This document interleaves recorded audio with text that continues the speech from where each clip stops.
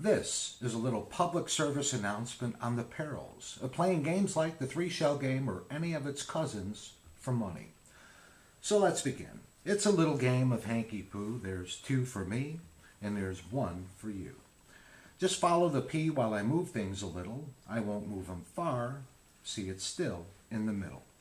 Now this really is a simple game, but it could drive a man insane. The P starts in the middle and it ends in the middle.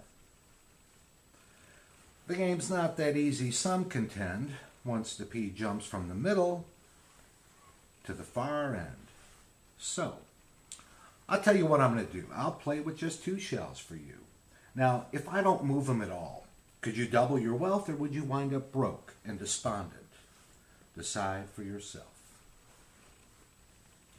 I'll tell you what, if you give it one more crack, I'll leave one arm behind my back.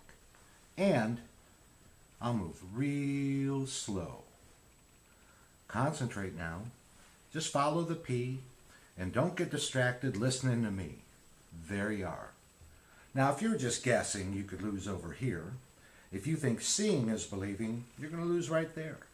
Only 1 in a million will stay on track and bet the P is in the hand behind my back.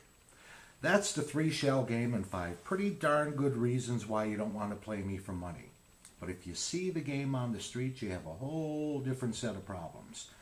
You have to be aware of these things. They are going to start out with the P under the center shell, but then they're going to go into a series of rapid hand manipulations like this. That one there is called the counterclockwise maneuver. Causes the P to jump from this shell over to this shell. Conversely, if he goes in a clockwise direction, whoa, that's quick. Causes the P to jump from this shell over to this shell. Now, street guys have made an absolute fortune on this one.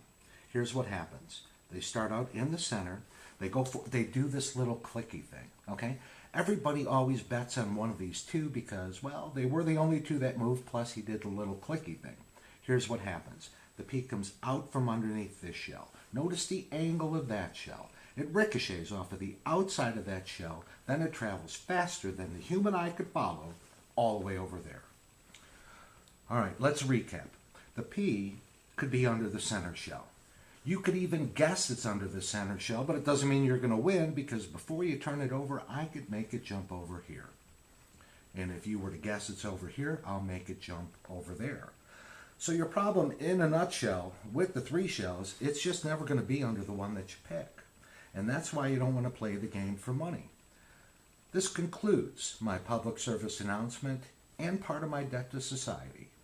Thank you very much. I hope you have a great day.